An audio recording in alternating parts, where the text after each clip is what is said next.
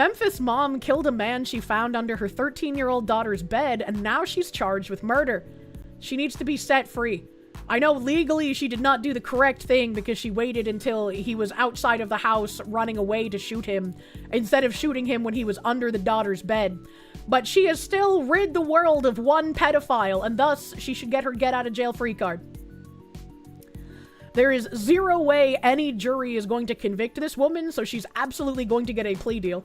A Tennessee mother shot and killed a man she found hiding under her 13-year-old daughter's bed, according to cops, and now she's facing first-degree murder charges. Kendra Scott was arrested after police found a 20-year-old man dead from a gunshot wound in the back of his head outside her Memphis home just before 2 a.m. Thursday, according to an arrest affidavit obtained by the Post. Yeah, there is zero world in which a 20-year-old man should be hiding under a 13-year-old bed. Unless, for some reason, that 20-year-old man is the father of the 13-year-old, which I don't even know how the fuck that would happen. But, you know. She deserves a medal for her courage of waiting for that long. Her lawyer called the situation the worst nightmare of any parent of a 13-year-old girl. The 36-year-old mother told officers she came home and saw a dude under my kid's bed, and I did what I had to do, she said, per the affidavit. The deadly incident unfolded after Scott's teen daughter told cops she invited the man, Rodarius Morton, to the family's home at around 1 a.m., according to the court document and Scott's lawyer. See, this is a huge red flag to me right here. Why is this daughter associating with random stranger 20-year-old men? How does she know this 20-year-old man? And if it was on the up and up, why did he hide under her bed? Someone is grooming this child somewhere. An enraged Scott started pounding on the front door and bellowing, "Who's at my house?" when she arrived home around 30 minutes later, the affidavit states. Her unidentified daughter grew terrified when she noticed her mom was allegedly holding a gun. Scott had said that if she sees a boy in my house, I will put a hole in his ass. The daughter later told cops, according to the affidavit. Once again, this is a 13-year-old with a 20-year-old. This is a very reasonable thing for a mother to say to a 13-year-old who might be getting groomed by adults. This is how you prevent what the UK is allowed to happen to many of their children. The teen eventually let her mother inside, where Scott allegedly found Morton hiding under her bed, the court document states. "Get out of my house, bitch!" she allegedly screamed and followed Morton out the door. That's when her daughter and a neighbor allegedly heard a gunshot ring out. The neighbor later told police he came outside of his house and saw Scott, still holding the gun, standing by the man's body while admitting, I shot him, according to the affidavit. Officers recovered one spent shell casing on the front porch. Damn, she got good aim. As well as a Smith & Wesson black handgun, the document states. Smith was taken to the police department for questioning and then charged with first-degree murder and employing a firearm during the commission of a dangerous felony, according to the Memphis Police Department.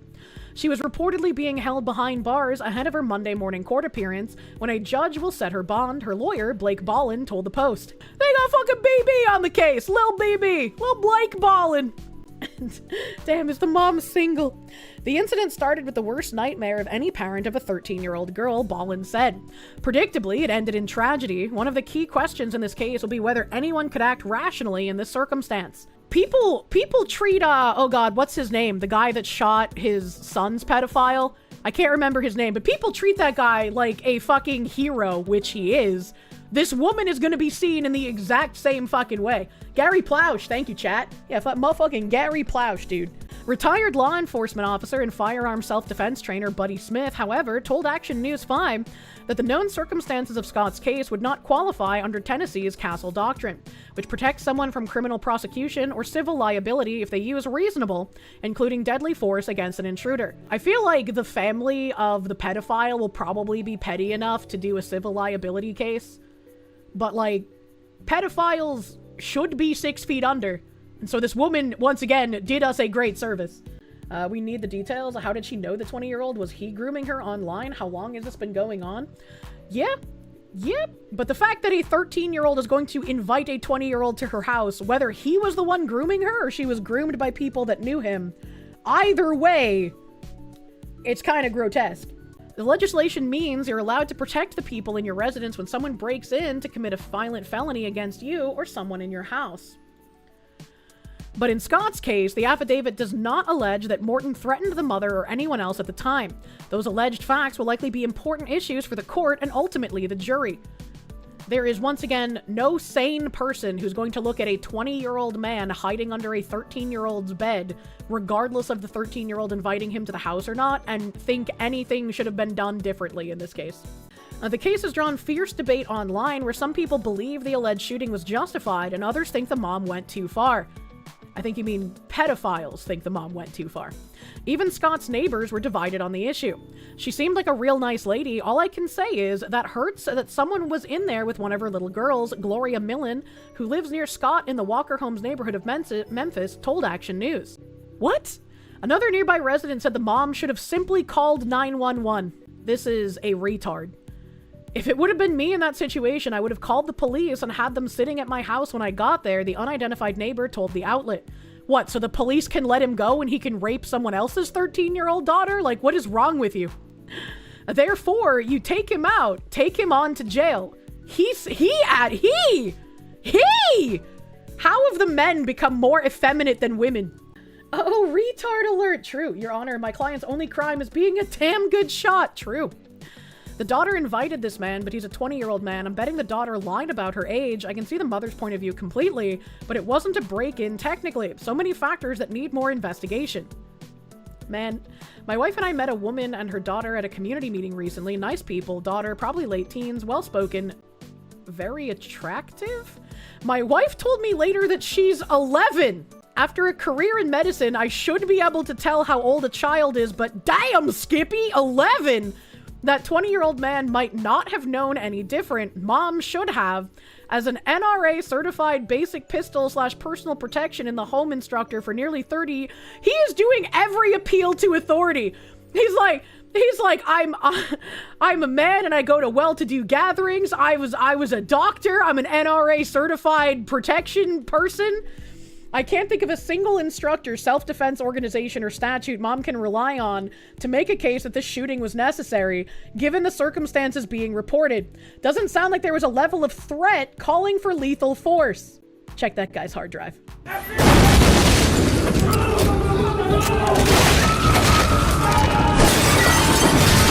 Drop everything and check that guy's hard drive. Holy fuck. I think you need a second opinion on your skills and evaluations. I second his opinion. You must not get out much. Oh boy. My wife's a clinical MH professional. She thought the girl was 17. You look in a mirror lately yourself? If you're that slow at finding age markers, you need to ask point blank, when were you born? Here's another one. In case you're ever in that situation, what's your favorite web page when you were young? An older person will not have one because we kept our kids offline. This guy is also fucking retarded. What do you mean? I can name favorite web pages. I'd probably be like, I don't know. I really enjoyed Rather Good and like Gaia Online I spent money on. So maybe one of those, brother. That guy's retarded. There's so much retarded in the comments. The daughter's a minor subject to parents' authority. Technically, the child has no authority over the domicile. Mom suffered from a temporary break from reality and was unable to appreciate the wrongfulness of the act. I can't tell how many of these people are pedophiles or how many of these people are retarded leftists who just believe all gun bad. Removing a grooming sex offender from the mortal coil is 100% justification for her actions. Yeah, right? What the hell? Why invite a man into your house when you know that your mother will go ballistic? And now what'll happen to the daughter? Foster care? Mother jail for a very long time? No jury is going to convict this woman. Absolutely not. Why would a 20-year-old man want to be in a 13-year-old's bedroom? That's what I thought. It's in their blood. What does that mean? Notice how you left out the father consciously or subconsciously? I mean, he's very clearly not in the picture. He was not mentioned. Well, the kid did it because she's a kid. Her brain is literally not completely formed as an adult's is. Good thing he was removed from the circle of life. Thank you, Joe. Thank you, fucking Joe. Who would want a foster child who invites strangers into the home in the middle of the night? That's a very good point. Jesus fucking Christ. Joe's a real one. Thank you, Joe, for restoring some of my faith in humanity. Oh my God. Someone had said, I can't even wrap my mind around that she was arrested for this, which You know, I had to explain she shot him outside the house instead of under the bed. Therefore, legally, technically, what she did was wrong. But he was a pedo hiding under her daughter's bed, so no one sane fucking cares. And then everyone's favorite schizophrenic using a burner account said, "You're retarded. The daughter knew the dude, and the mom had admitted she would have murdered any guy that walked into their house." I wonder why the mom was saying that to her 13-year-old daughter, who's apparently inviting 20-year-old strange men back to the house. I wonder why that would be the mom's thing to say. Are we gonna start taking that absolutely seriously as well from everyone? Like, my dad said that he would fucking kill any guy that got me pregnant, right? Do I think my dad would actually shotgun a guy who got me pregnant? No. But that's still something he said. He's a disgusting pedo, but the answer isn't fucking shooting him in the back and calling it self-defense. You're a bloodthirsty cunt. That's really ironic coming from this freak. And I was just like, defending pedos to own the heckin' shuddy buddies. And this set him off on like a cataclysmic fucking rant. Like, actually, he just went fucking insane. And it's all lies once again. Remember when you wanted art from a pedophile named Shadman and tried to pretend you didn't know he was a bad dude? It's not pretending. I actually didn't. Me too. I think the woman has a well-documented history of associating with sex pests as projecting themselves onto my claims. Let's be real, you're one of them. Imagine having your community being so disgusting that they pay for a cameo of a mentally ill dude that raped his dementia-addled mother, and you repost the cameo laughing. It's like if Hitler sent me a cameo and I giggled like a retard. I would absolutely giggle like a retard if someone could, like, time travel and get some weird cameo from, like, Hitler or Stalin or fucking Mao. Fucking give me like an ancient dictator, right? Let's find like Mesopotamian era dictators, right? That would be fucking hilarious, dude. Come on. You'd buy a Hitler cameo. Keep making him schizo out until he has an episode. Jesus Christ. Last I checked, I'm also not the salty loser that's so blackballed they cry about Off-Kai every time it happens. Anyone who is in any way, shape, or form politically central or politically right should be upset at Off-Kai because they play politics and they try to get rid of people who they believe have bad think TM. They are not a VTuber convention for all VTubers, and you should not spend your money there if you're also not a raging leftist because they want you dead. These are people who made jokes about assassinating me because it would be better for them. We haven't brought up Off-Kai in like a year. It happens every so often when they do something retarded, like requiring COVID boosters to be a part of their maid cafe. Oh my god. They cry about Off-Kai every time it happens with perpetual self-victimization. Yeah, it's self-victimization, by the way. I haven't had giant rock hurdles put in my way as a content creator every time I turn. I'm not the one that sets up a garbage can stream outside of the expo like Sex Pestany camping outside a speech and getting barred.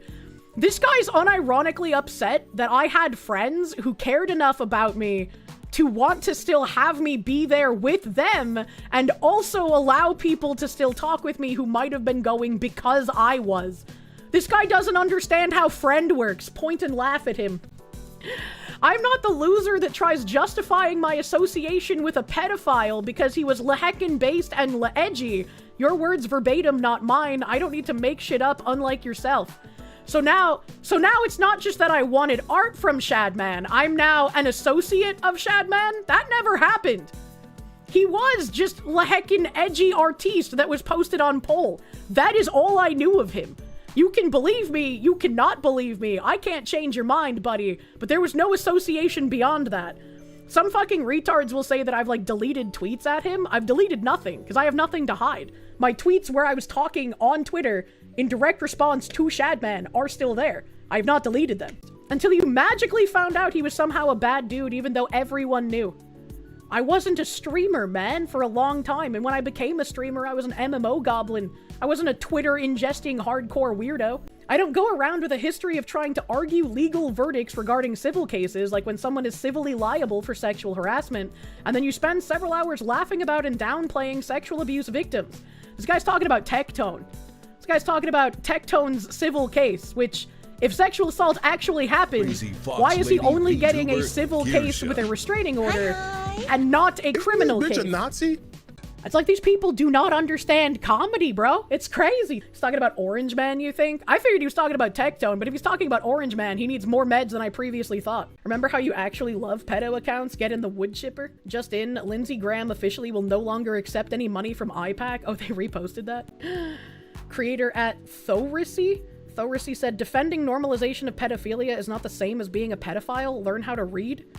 Sure, but we need to not make pedophile be synonymous with monster. Well, no wonder this fucking schizophrenic always in my replies is defending pedos. He's at least fun to farm content off of. Imagine. Former Ohio couple now living in Africa accused of defrauding Medicaid of $9 million. I hate this title because they're not a former Ohio couple now living in Africa. I'd be willing to bet they're not American born. A couple who used to live in Powell is facing a dozen felony charges and is one of 10 Ohio cases under investigation for allegedly defrauding Ohio's Medicaid program of more than $9 million. According to the Ohio Attorney General's office, as part of a wide-ranging Medicaid fraud case, a Franklin County grand jury indicted a couple for reportedly billing services that were never provided. Roberta Achiampong, 39, and her husband Godfred Uwusu Sekirie, those sound like typical American Ohio names to me, are facing charges of engaging in a pattern of corrupt activity, telecommunications fraud, theft, forgery, money laundering, identity fraud, and Medicaid fraud. The couple, formerly of Powell, were under investigation by the state's Medicaid Fraud Control Unit after being suspected of billing that was tied to One Community Mental Health, a behavioral health clinic that the couple owned and operated in Franklin County. The AG's office said that the couple allegedly exploited refugees seeking resettlement services by billing Medicaid multiple times a week for entire households, without their knowledge, for unnecessary health and therapeutic behavioral services that were never provided. I'm gonna stop you right there. The refugees absolutely knew. This is how these programs work, right? They're just like, we're running this fraud ring. If you allow us to use you as part of our fraud ring, you will get kickbacks. That is what we uncovered watching all of the shit in Maine and Minnesota. So saying that this was like without their knowledge is just not true. That is just not real. Achiampong and Owusu Sekire are also accused of forging documents and stealing the identities of translation and transportation staff members to submit Medicaid claims under their name. Didn't we literally have a translation guy get bagged by ICE for being part of this in Maine? So once again, how much of it was stealing identities and how much of it was translation people being complicit in it? Bank records indicate that the stolen funds were funneled through multiple accounts and financed a lavish lifestyle, which included the purchasing of real estate and a Porsche. This is what your tax dollars are going to, chat. You are subsidizing the lifestyles of foreigners in your country, stealing your birthright, and you cannot afford to live the same life they do. The couple is believed to now be living in Kenya or Ghana and is one of several cases out of central Ohio under investigation for Medicaid fraud, including 3 local cases.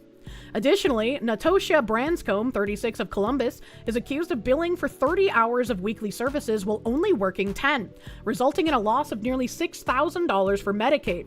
Video evidence showed Branscombe visiting a client twice and only briefly over a 9-day period. I get that all fraud needs to be cut down, but I think it's really funny that they were like, we need to find some white people names to throw in here to show that it's not just it's not just the Indians and the Africans committing this mass fraud.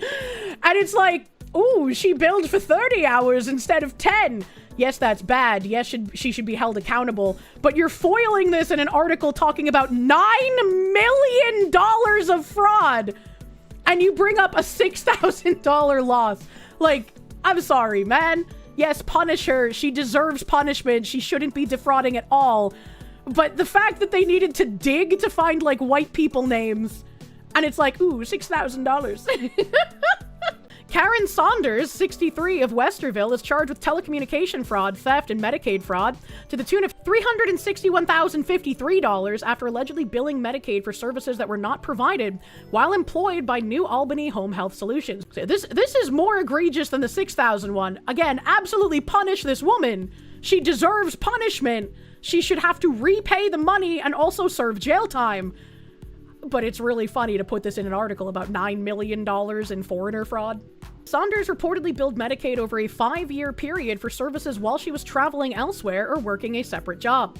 Summer Sheridan, 39, of Columbus, is accused of double billing for home health services, resulting in a loss of $62,806 to Medicaid. An investigation revealed that Sheridan submitted overlapping timesheets to 2 home health agencies for the same client for approximately 1 year. Once again, don't do this. This woman should be held accountable. She should repay the money and face jail time. This stuff happens nationwide. It's ubiquitous. Yeah. And it's always weird when people are just like, well, fraud happens at home, so like, why do you care when foreigners do it? When we arrest Mr. fucking, I guess Mrs., they're all women. When we address fucking Branscombe or Saunders or Sheridan, we know that we can garnish their wages and get that money back.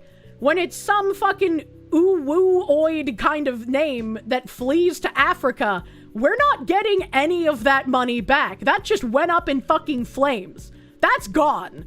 And I doubt we can extradite them even. So it would have to be like more tax dollars spent on sending a team out there to find them and arrest them and bring them back. And even then, what's gonna happen to them? They're gonna get sentenced to prison? Is a prison in America worse than wherever they're fucking living now in Ghana? Like, what are we doing? Worth reminding everyone that Ohio's most expensive item in the state's annual budget is Medicare, and partly why the fraud investigations are focusing on this category of welfare right now.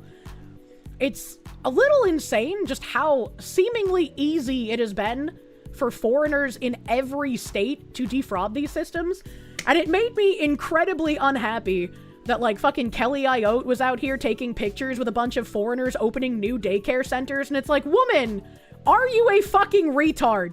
Do you lack brain cells? Do you have any idea what the fuck is going on in the rest of the country right now? Why are you going to foreigners' opening of daycare centers in New Hampshire? That makes you look like a fucking idiot! At the risk of glowing, you'd be curious if America couldn't set up a bounty hunter agency to track these people accused of fraud internationally to make examples of the fraudsters. While a good suggestion, if the bounty hunters ended up completing hunting instead of taking in the criminals alive, that could create a lot of other issues. And it would also probably create an air of like enemies of America wanting the bounty hunters to kill the criminals in order to create further friction. Illegal immigrant who murdered a Michigan woman sues Trump and demands $75 million, a public apology, and U.S. citizenship. There should be absolutely zero grounds that an illegal immigrant can sue anyone in the United States, much less the president. I don't know who took on this case or why, but this should absolutely just be laughed the fuck out of the courthouse. This is, once again, our Constitution should not apply to foreigners. It is for Americans. I don't care about you weepy fucking candy asses who are like, oh, but it's God-given rights. No, it is our Constitution, and that is why other countries don't fucking have one. Get fucked, retard. Your mentality is why we're here.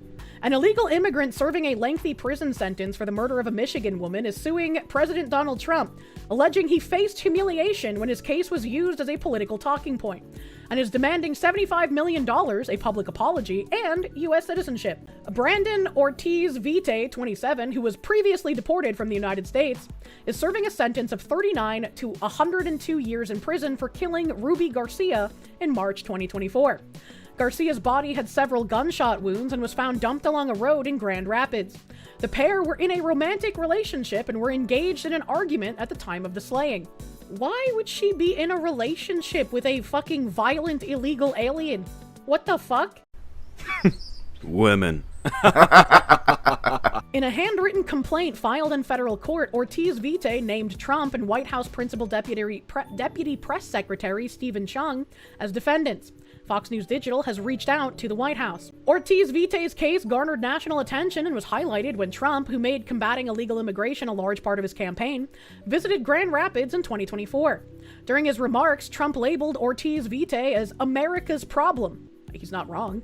He also featured Ortiz Vite's mugshot in commercials as an example of the murderers, rapists, and drug traffickers who resided illegally in the United States, the Midwesterner reported. That's just true. He is a murderer. He murdered a woman.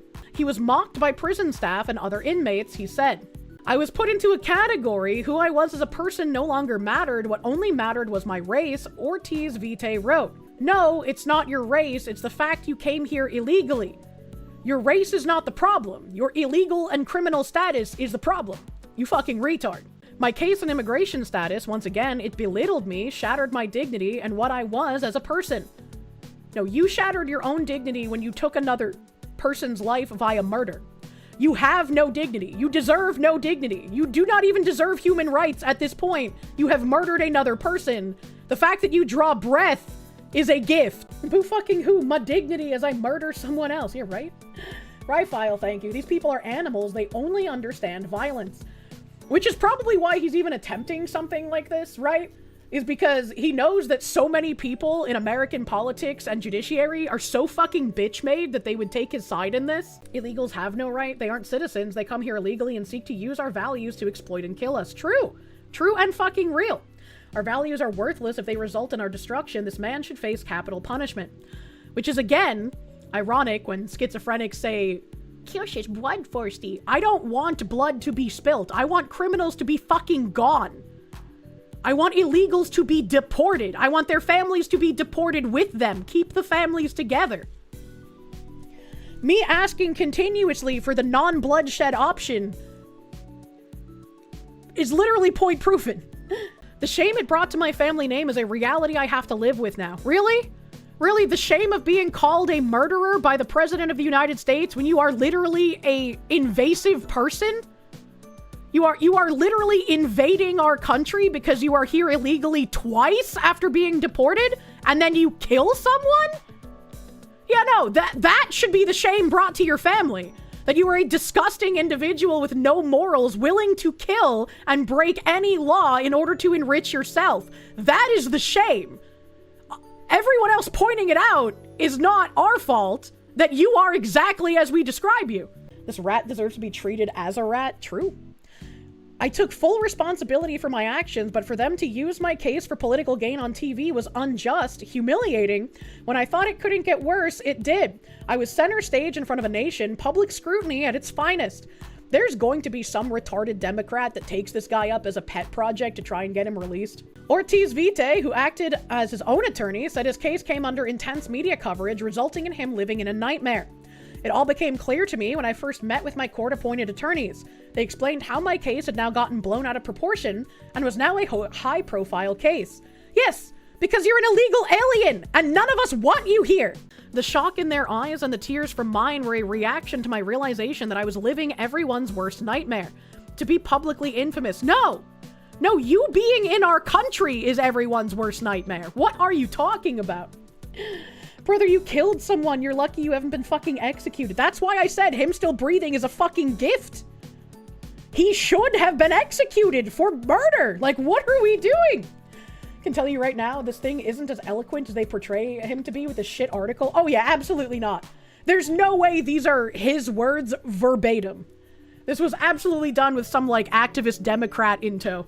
Not a Democrat, an entire industry of Dem NGOs still shambling around off after saved up decades of US aid will fight for him. It's interesting to see some of the things phasing out after US aid was killed, though. Yeah, you can feel the editorial liberty soaking every word in this article for sure. The fact that we aren't revoking certifications, qualifications, and degrees from experts is the clearest sign that our politicians are pussies, true? To be publicly infamous, a target to the United States of America, from here everything went downhill. I was now labeled a cold-blooded murderer in the eyes of the people of this nation. That's because you fucking are. What are you talking about? The anxiety and despair I feel compares to no other. What about the anxiety and the fear that the woman you killed fucking felt before you murdered her? What are we doing? Why is this a fluff piece for a murderer? I'm taking crazy pills, dude. Matthew Borgula, a criminal defense attorney and former federal prosecutor, said the lawsuit is unlikely to succeed. No fucking shit.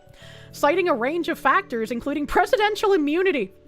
Again, I'm sure whoever's pushing this guy to do this shit knows that this specific lawsuit isn't going to go anywhere. The purpose is to get his sob story out to the masses so that more people know of him, more people defend him, and that he could possibly get connected to NGO money that will get him freed. I only murdered a white woman. She wasn't even white. He murdered another Hispanic woman. Like, what? It's not even a racial thing here. Be as angry as you like. You refuse to explicitly treat people in the way that leftists de facto treat them. This guy should be tried, convicted, and hung according to the law. If he has already served his too lenient sentence, he should be deported immediately. You shouldn't blame the constitutions for leftists ignoring it in their corruption. You absolutely should blame the leftists who subvert it and nobody doing anything about it.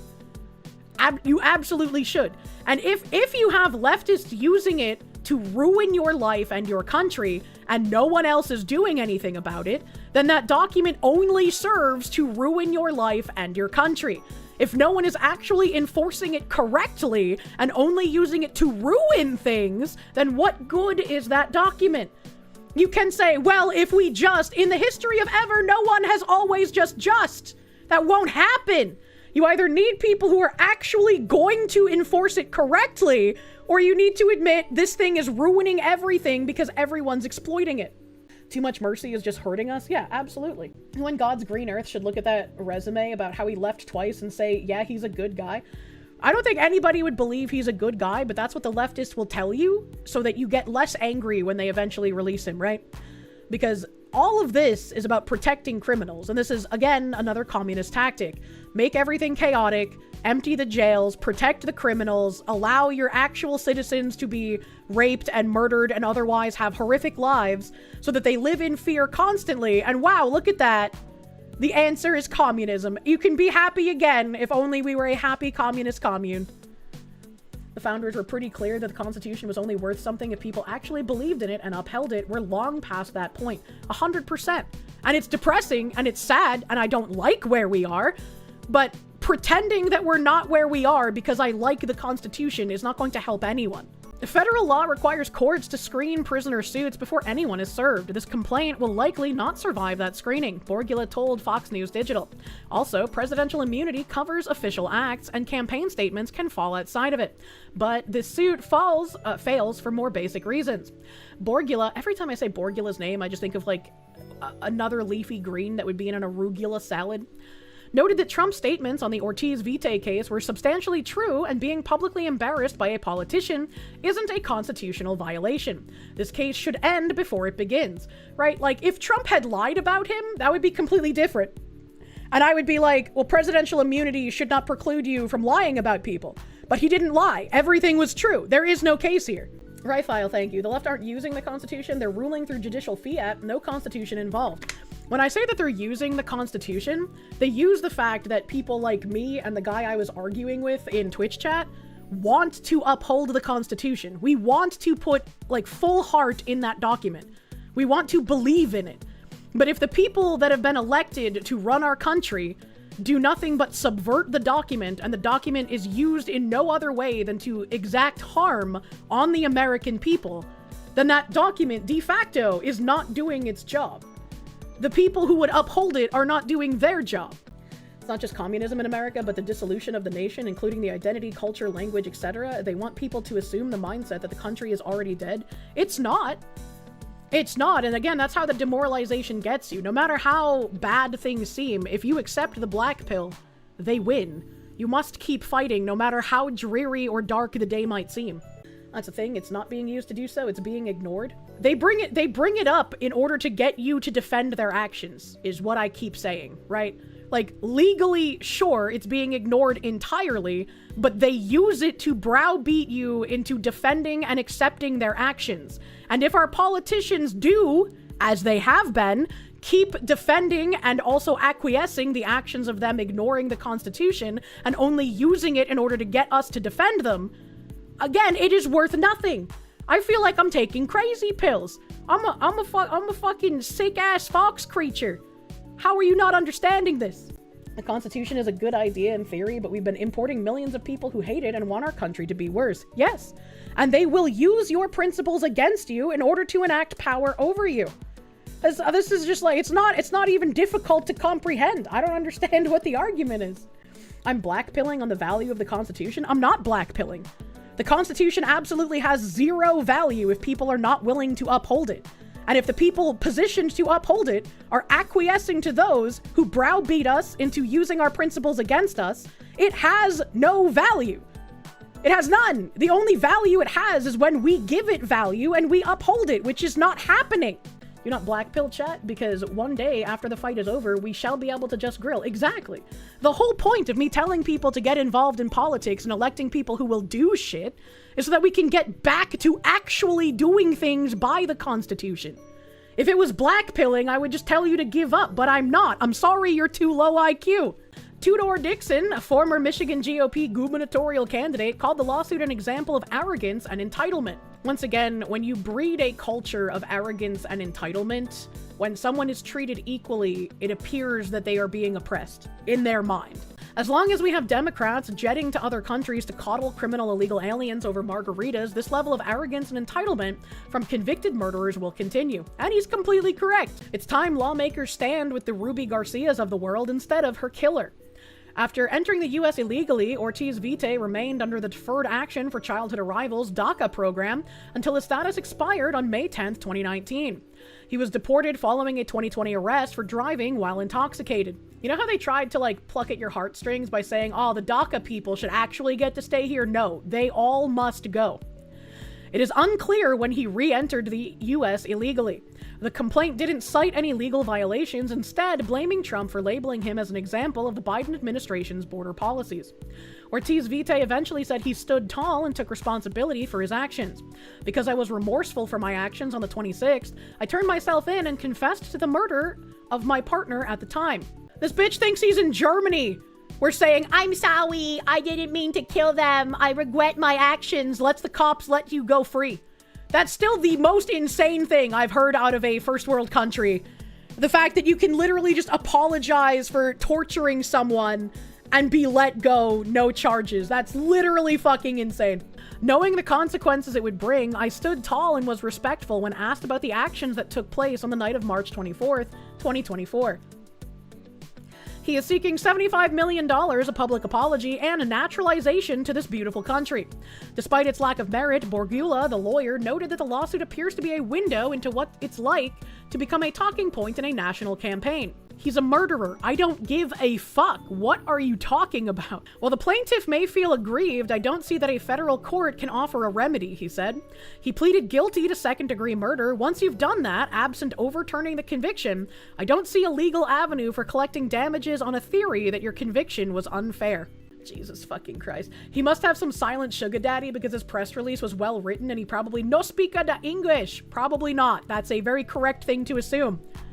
Where's the NGO money piling into this man's frivolous lawsuit? He literally doesn't regret doing it. He's complaining that people point out that he did it, but not that he wishes he never did it. Actual sociopath? Yeah, that's what I complained about earlier. I literally ranted about that. But he complained at one point that, he's brought shame to his family, not because he's an illegal border-jumping criminal who's come twice illegally after being deported and then murdered someone his second time coming here illegally. That didn't bring shame to his family. The shame came from Trump talking about his actions. It's he's not remorseful at all, and he's probably going to kill more people if he gets let out. He's asking for naturalization. All you hear is Dr. Evil saying, how about no? I might be a murderer, but you're mean and that's worse. And there's unironically people who believe that. Senator Rand Paul says newly released internal federal documents show the FBI asked Customs and Border Protection not to stop, search, or question EcoHealth Alliance President Peter Daszak when he returned from China through JFK Airport in 2021 during the WHO's COVID-19 origins investigation. Well, that's weird. According to the documents, CPB had identified Daszak as an extremely high person of interest and planned to search his electronic devices and question him about ties to the Wuhan Institute of Virology, but stood down after a request from the FBI. How much worse are these fucking FBI redactions going to be? Wednesday, September 3rd, 2025, forward referral event P. Daszak disregard from redacted at cbpdhs.gov. Thursday, February 4th, 2021, a whole bunch of cbp.gov email addresses. Please be advised, FBI New York requested we do not stop the subject below. Please contact me if you have any questions. Law enforcement sensitive for official use only. Why would they do that? Released by Chairman Rand Paul, dissemination instructions. This document is marked with law enforcement sensitive for official use only. From redacted, February 2nd, 2021, to redacted, add a .gov email, more redacted .gov emails. Please disregard request for inspection. Subject will be sent to the redacted for any requests. Good afternoon. Please consider the following subject for a TTRT exam. Peter Daszak, date of birth redacted, more redacted, is scheduled to travel from DOH to JFK on 2/5/2021 aboard QR 701 ETA 1425 EST. Event redacted has been created for additional information. Reference event for notable publications and news articles. Peter Daszak is president of EcoHealth Alliance, a U.S. science-based nonprofit that conducts research and outreach on the causes of emerging pandemic diseases and their links to environmental change and conservation. Daszak's scientific research is focused on understanding the drivers of emerging diseases to include evidence that emerging disease chytridiomycosis causes global amphibian decline, the first ever map of emerging disease hotspots, and the identification of bats as a reservoir for SARS. Daszak's goals are to understand what drives disease emergence, develop innovative ways to stop emerging diseases in wildlife, livestock, and people, as well as promote conservation of wildlife. Daszak is part of the World Health Organization team that is investigating the origin of SARS-CoV-2, the virus that causes COVID-19. Daszak is also affiliated with Zhengli Shi, Batwoman, that led virologists and researchers at the Wuhan Institute of Virology, WTV. There's literally an individual at that institution called the Batwoman, and you were called crazy for saying it came from a lab and not a wet market. That... the simulation, man, it is not running at full power. Chinese Academy of Sciences, Xi's areas of study include bats, viral ecology, viral entry, virus discovery, zoonotic diseases, virology, ecology of pathogens. EcoHealth Alliance and Daszak have been working with Xi Zhongli for more than 15 years. So he was good friends with the Batwoman. Daszak is listed as the principal investor on National Institute of Health, National Institute of Allergy and Infectious Diseases grants. And then they give a bunch of numbers for the grants. Understanding risk of zoonotic viruses emergence in EID hotspots of Southeast Asia. And another grant number, understanding the risk of bat coronavirus emergence, dated June 1st, 2014 through June 30th, 2024. She listed grant, a bunch of numbers, on her resume, although she is not listed as a PI. A search of the grant revealed 19 publications, many of which were written by she. I don't know exactly how you come to terms with what happened during COVID and how many lies were told and how many people became malicious because they believed the lies. The WIV grant received a grant from the Pentagon. 15 years since when? This was an email in 2021, so 15 years before 2021. Like 2021 would be like the 15th year. Revealed they were malicious. You don't just become a raving lunatic like that. I mean, that's also fair. The idiots become malicious at some point.